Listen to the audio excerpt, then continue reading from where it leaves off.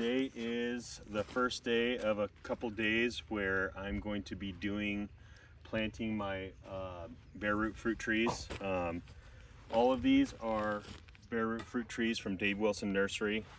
I bought them from Green Thumb Nursery in San Marcos, San Diego County. Right here we are zone 10A, and so I have low chill hour varieties here. One of them is a Double Delight Nectarine. I also have two cherries. I have a Royally and a Mini Royal that I'm going to plant together in this little cage right here. Here we have a lot of gophers. So that cage right there is about 30 inches tall. So I have about 10 to 12 inches above the soil and almost 2 feet below the soil. I dug that last night in the dark, so I couldn't really do a video about it. In here, it's probably about 30 inches in diameter. So that one I'm going to plant my two royal cherries in there together.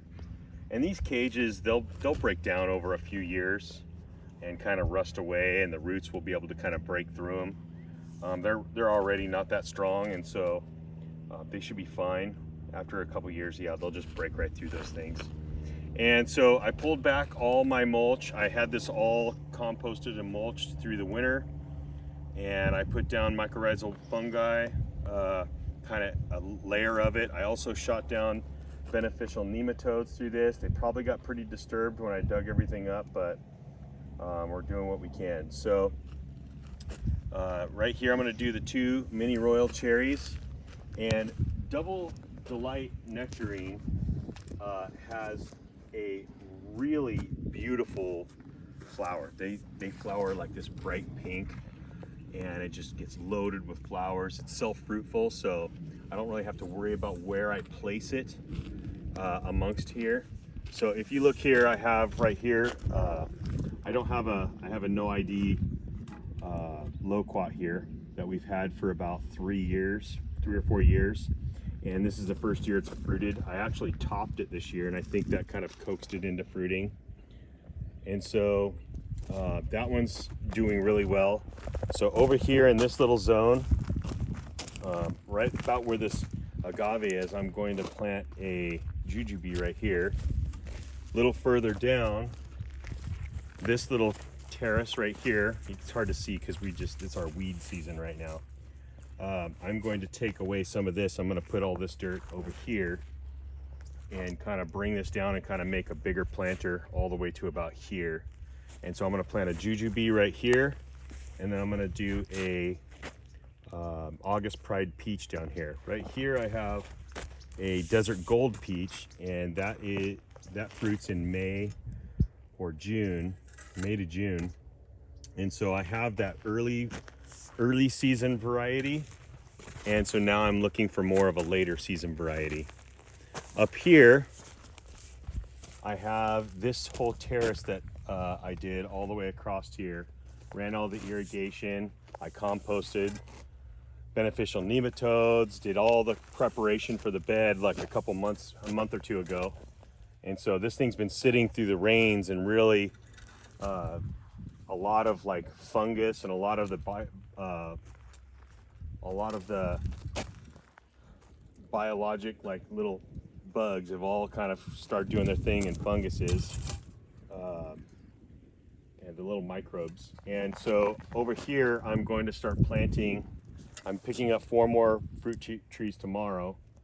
So for now I'm going to plant, so I have a Flavor King Pluot from Dave Wilson, and I also have a Double Delight Nectarine. And that Double Delight Nectarine is that one with the really pretty flowers. That one I'll put it right here front and center. So we have a staircase comes down that I have to rebuild. That's going to come down here. I want the beautiful flowers to be right there next to it. And then on the other side, I'm going to do a spicy nectarplum, which also has really beautiful foliage and stuff. So when I come down the staircase, that's the first thing I kind of want to see. Okay, so now we're here. We're going to plant the Double Delight nectarine right here. As you can see over there, I have them soaking in that Home Depot bucket in water. They've been in there for a good solid hour now. So I have my mulch and my compost here. I'm gonna pull this back, and remember when you're pulling your compost and your mulch back, to pull it back far enough to dig the hole and a place to put your dirt. So I've done that in the past where I just pull back enough for my hole, and then I end up putting dirt all over my mulch. So I'm gonna pull all this back, rake it all back, and as you can see, it's nice and black down under there. A lot of good stuff happening in there. And I have it centered between that sprinkler and this sprinkler. And then I have another little dripper right here. So everything gets covered really well right here.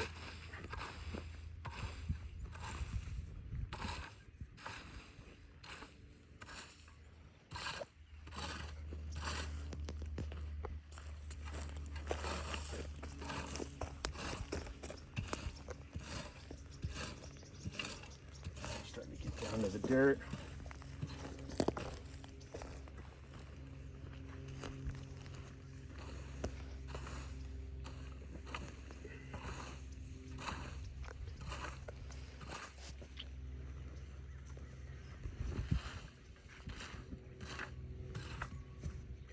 Okay, that's enough room for a hole and some dirt.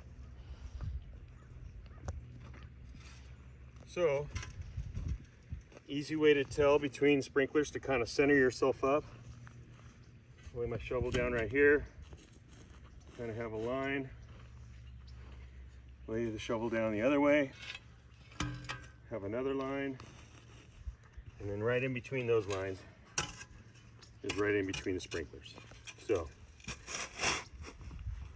start digging. And I'm gonna do probably I know with bare roots, you typically don't need to dig super deep. You can lay the roots right in there. But because we have such a gopher problem, come on with me, I'll show you.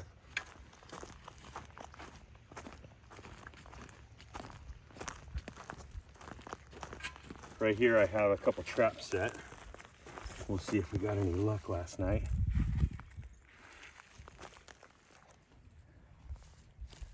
Nope, no luck. And this one doesn't look like, oh, I think we got one. Yeah, I'm pretty sure we got one here.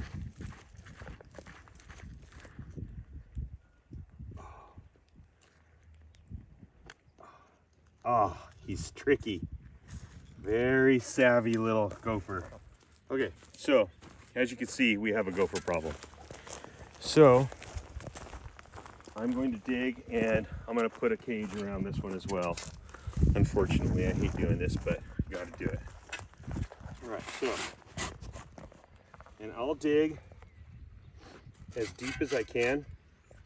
Out here, we're kind of a lot of DG, decomposed granite, and we're on a hillside.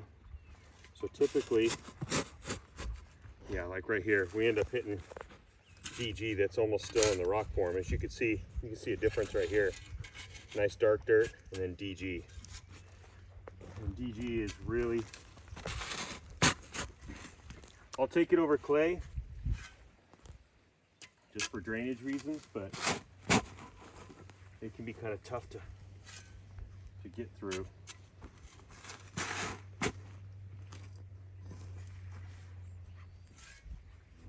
Okay, so we have a screen. This one is used. I had another tree in it that died, so this thing's already broken down a little bit, which is nice. So I'm gonna put it in this hole. I'll get it in here, spread it out as much as I possibly can. And then as I'm spreading it out, I'll make sure that I kind of weave the edges of this. When you cut these things, there's little raw edges. Always wear gloves when you're doing this, because otherwise it hurts a lot. You'll be getting stuck over and over again. Okay, so I'll kind of go through and weave these together. These little ends here. Get them woven together. And then that'll kind of hold it. From there, I'll start backfilling. And when I backfill, I'm gonna backfill towards the inside first, and that'll help push everything out. And as I'm gonna do it, I'm gonna throw it against the walls of the screen.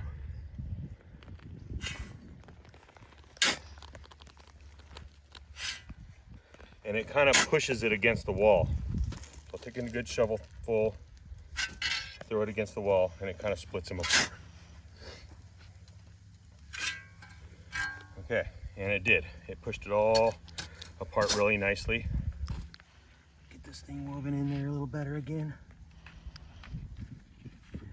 And sometimes I'll bend the little wires over so it can't come apart. And keep filling. Now, you're gonna do this mostly first, and then you want to make sure that you are also kind of trickling some in on the outside. But I try to wait till I have the inside filled up so it doesn't push the screen in. And then you can kind of rub this against the side and push it through as well to make sure you're filling the gap on the outside so that it doesn't have a big air pocket around it, which it won't take too much time for that to fill in regardless, just from the native soil and rains. And so just keep filling it. And one thing I want to do when I do this, that a mistake I made before, as far as gopher screens like this, is you want to fill this area in here a couple inches above this area out here. So I want to fill it up to about here, because as you're putting compost over the years and mulching this will break down, and then you'll put more. Break down and build more. And so as you're doing it, that will kind of, the level of the soil will kind of go up in a way.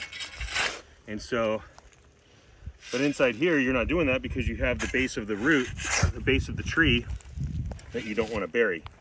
That kind of stays in the same spot. Not only that, this soil in here will compact over time and shrink. And so if you look at other trees I have, come over here. Let's climb up there. So when you look inside this one, here's this surface right here. I'll pull some of this grass out of here. Here's the surface up here. You see my hand. My hand goes all the way down to here. So definitely, gosh, I'm actually tempted to say more like 3 or 4 inches above. But that's a mistake I've made in the past. That was all even when I first did it. And so after time, that stuff settles. You're adding more mulch, stuff like that. So the outside is kind of growing while the inside stays the same. And so to do that, you just kind of set this thing high above the rest, knowing that it'll be fine.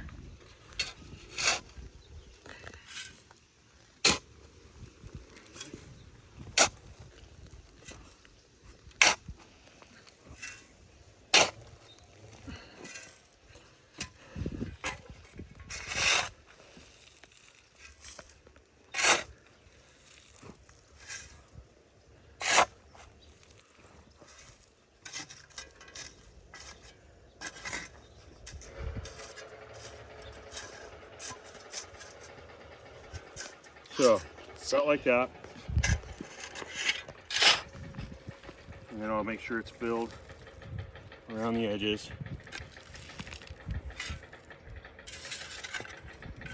All right, there we go.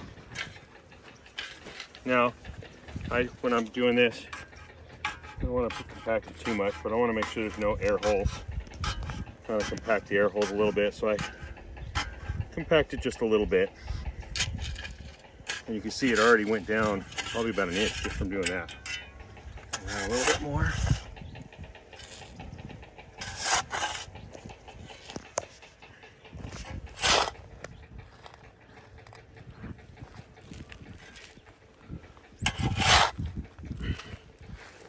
And that's that. Cut.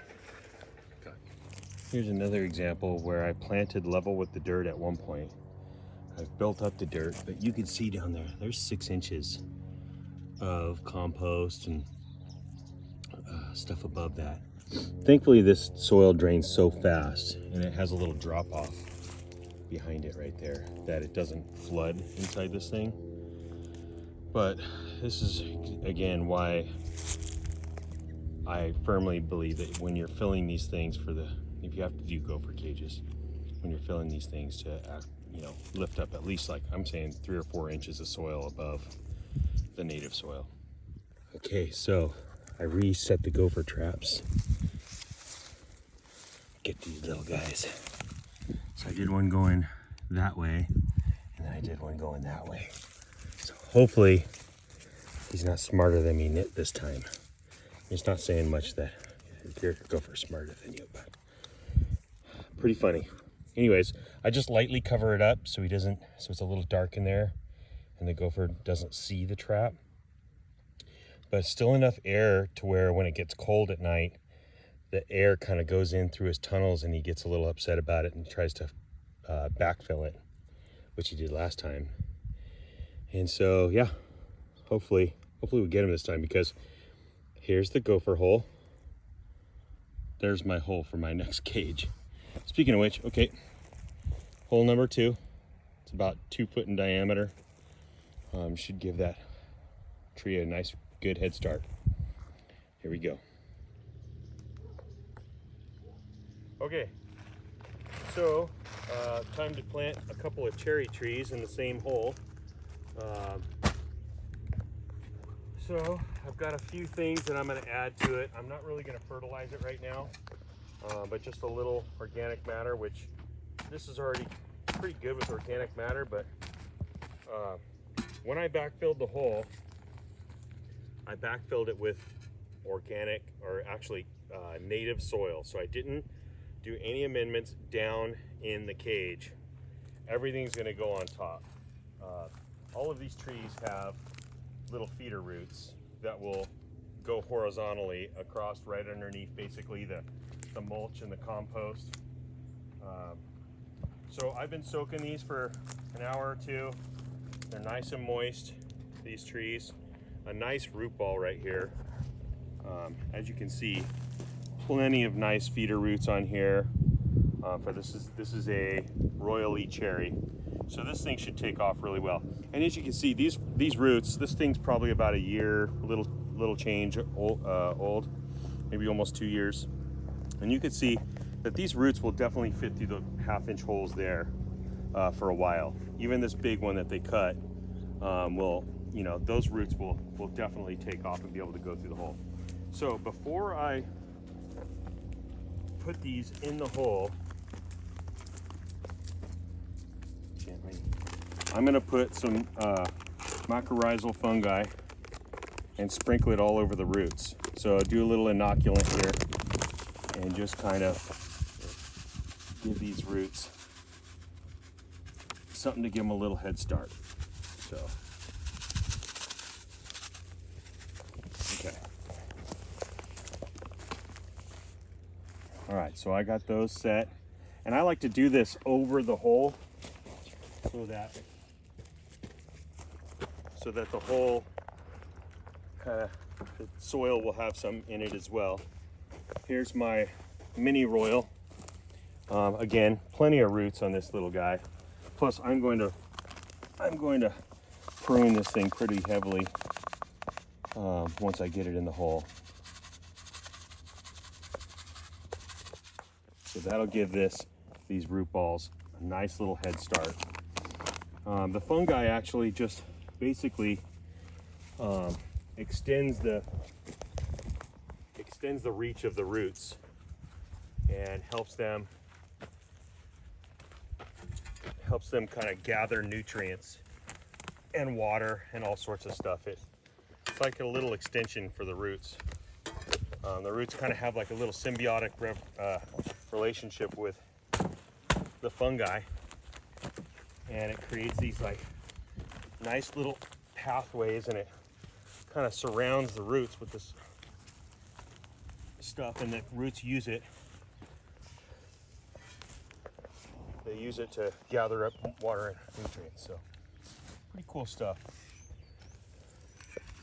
This is just part of that little biomass that the roots use to feed. Okay, so I did a little bit of compost on top. Compost already has worm castings, but a little worm castings doesn't hurt. It's got a little bit of nutrients in it as well. So no fertilization right now. I'll wait till they all kind of break dormancy. So let's let them get in here and kind of get happy for a little while. And as you can see right here, I've got a good 4 to 6 inches of soil above the actual native soil.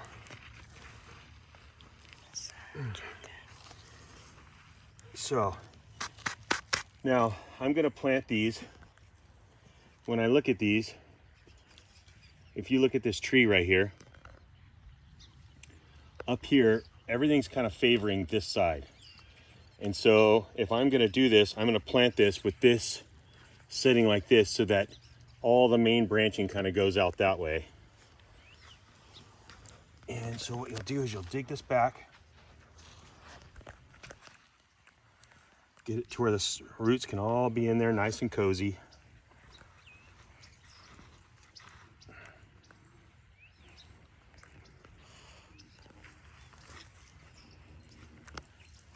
And you right here is your graft point.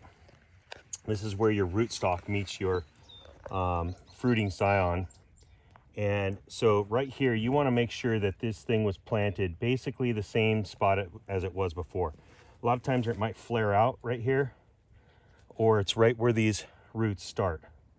And so that should be the top of your soil right there. You don't really want to go too far above this, and you definitely don't want to plant above that root, that grafting union right there. So we'll put this thing maybe a little bit deeper.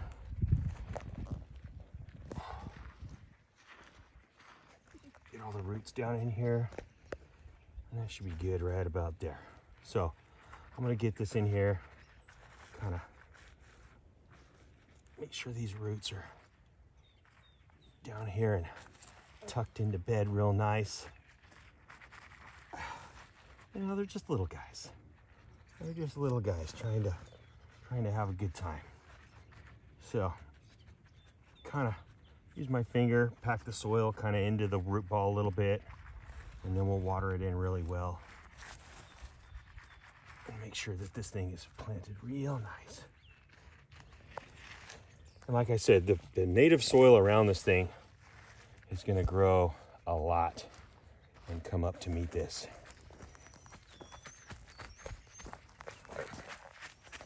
Pack it down, make sure there's no air pockets in here.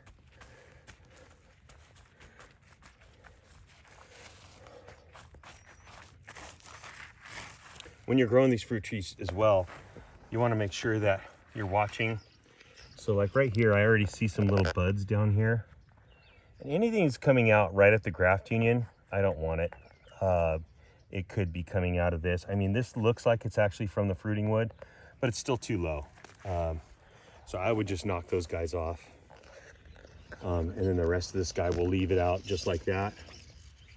I think that looks like it's facing pretty well. Yeah. And so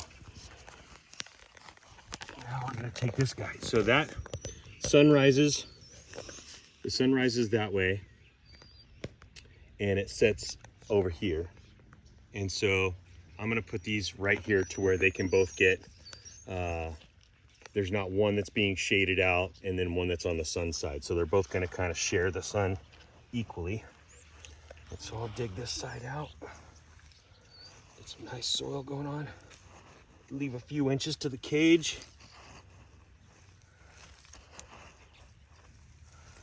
And what will happen eventually is these will, and see this one right here, it's exactly the same where I want it to lean away from that tree right there.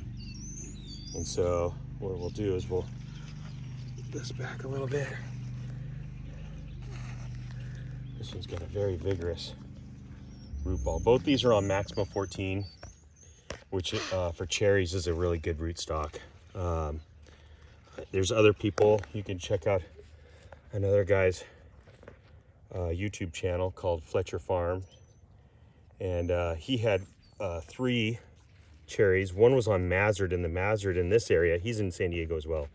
His didn't do quite as well, and he wasn't sure what exactly the reason was, I don't think, if I remember right. But the ones that were on maximum 14 rootstock definitely seemed to do a little better. Not exactly sure if that was the reason,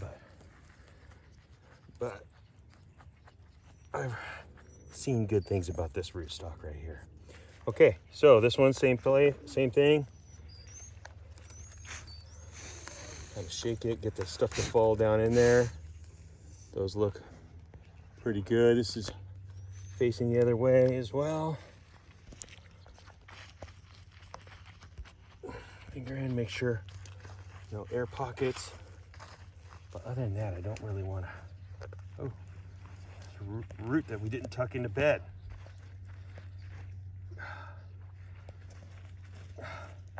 Go to your home, ball. All right, so tuck that guy in there.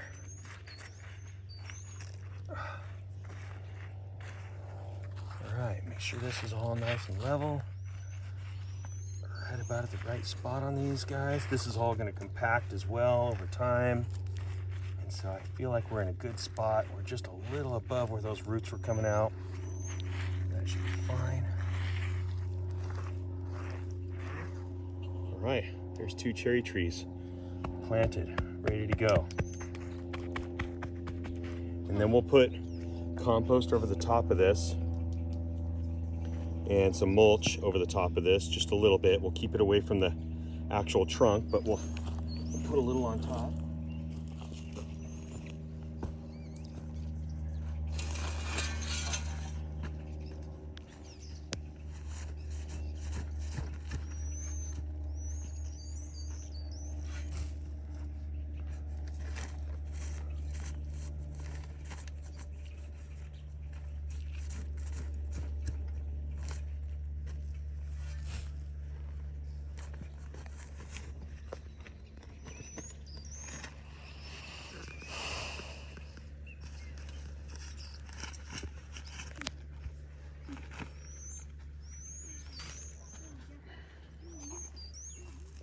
Okay, little compost on top.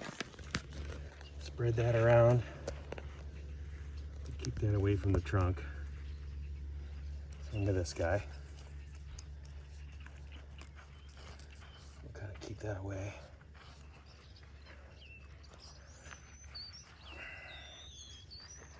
All right, there's that. And we'll do a little bit of compost. Or a little bit of mulch. And actually I'll come back with the mulch, and stay tuned. We'll do that probably tomorrow when I'm done with all the trees. But there is a mini royal and a royal Lee planted together, and looking forward to what these guys produce. All right, so now we have the Double Delight Nectarine. Again, a nice little root ball here. We're gonna inoculate it. Again, I'm gonna inoculate it right over where I'm planting so that whatever excess goes into the soil, and hopefully the roots can kind of use it. So we'll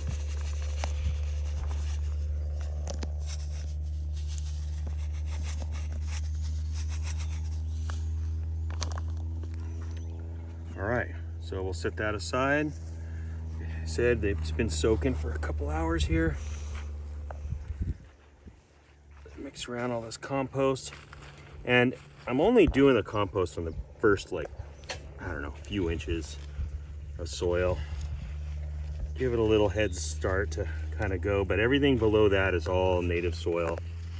That way it doesn't get that whole like kind of sitting in an aquarium kind of thing where it just only knows certain soil and it hits that old soil and it's just like, I don't like that.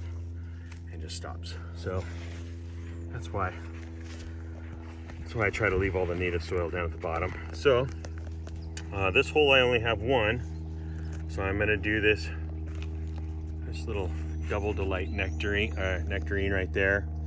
Very prolific, precocious tree. I've seen other people where these things are just so, and I'm sure it can happen with many trees, but it is so overloaded that the tree breaks. So I would love to have that problem, to be honest. I think my option would be to just keep it trimmed down really well, pruned way down. So take a little out of here. This thing has, if you look, this thing probably had a really deep tap root. It starts up here and it had a deep tap root that they probably cut off. But it'll grow another tap root and keep going. But that thing's pretty long. So I'm gonna take a little soil out of here.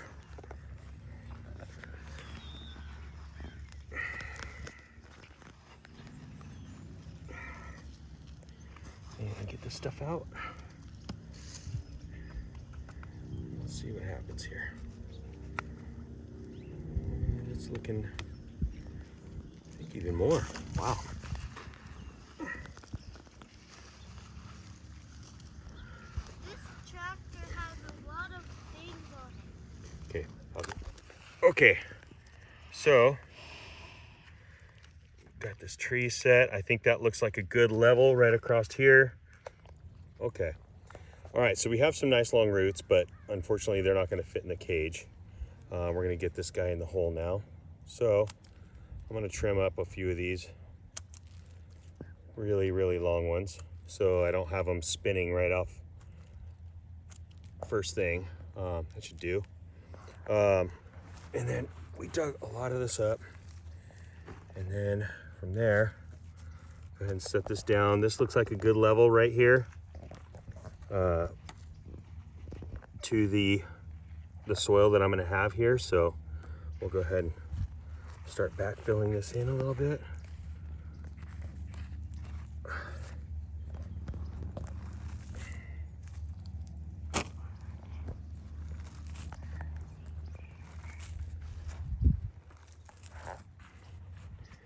Make sure the soil's tucked up underneath here.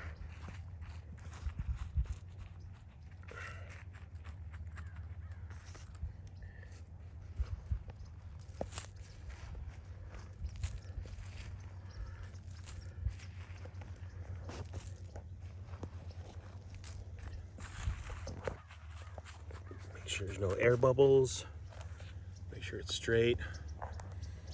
I like the way it's facing right now, because I'm going to trim a lot of this down here shortly, and so I'm going to leave the stronger side towards the north and the weaker side towards the south, so that way when I trim everything up, the weaker side will get a little boost.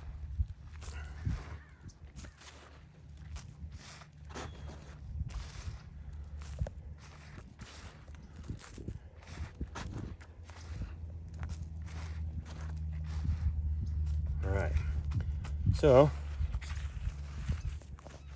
got that. The roots are right there. So I think we're right in the perfect spot. Looks like it's sitting nice and flat. Okay.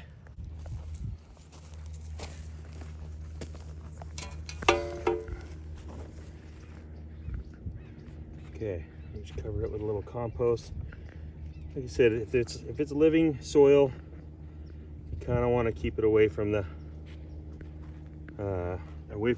stem. Okay, so here's the graft union right here where it offsets right here.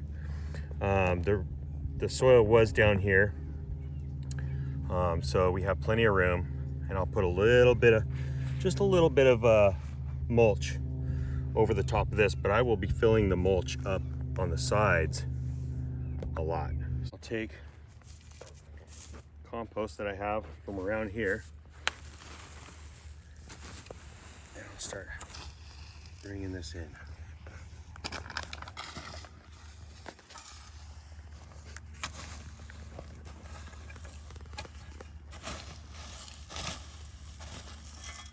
Hey, my shovel, my hand trowel. It's about to bury a treasure. All right.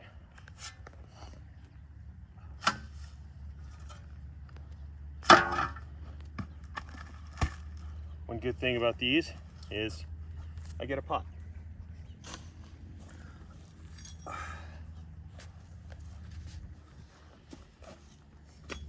And as you can see already, the compost is basically almost up to the top of where the soil is inside the screen. And so, for those who are curious, yeah, as you can see, we're already just about up there.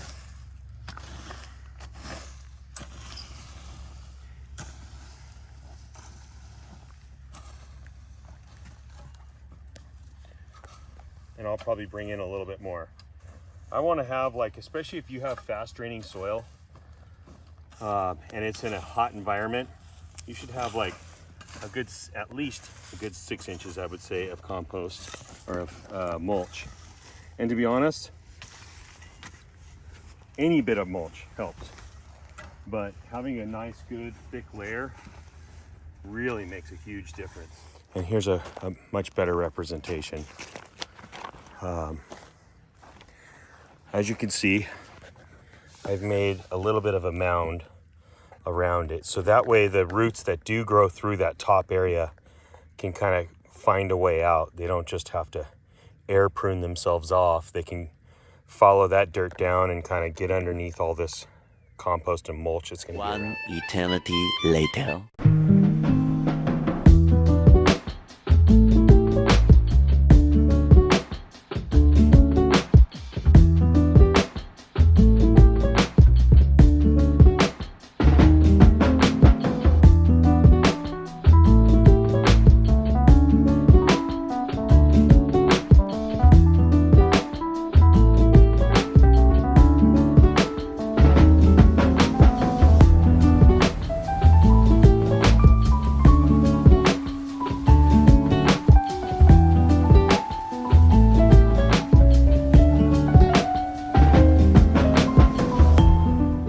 So I re-terraced this area right here.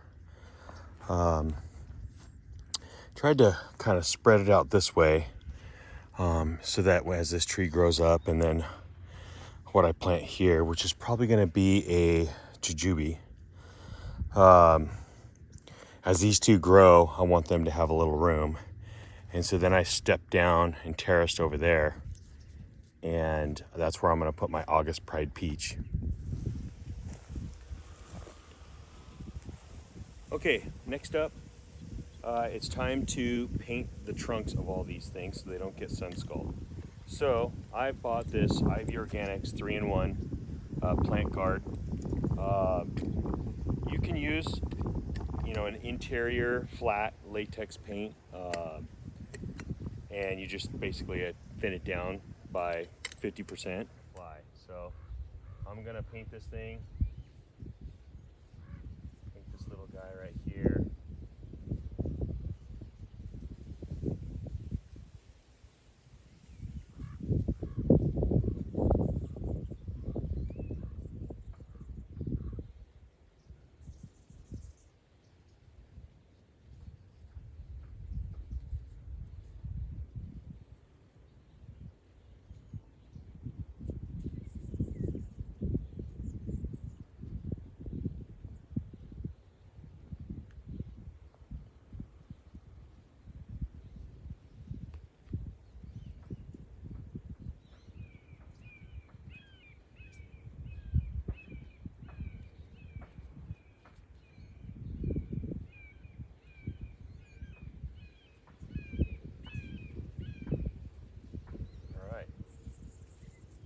Have it.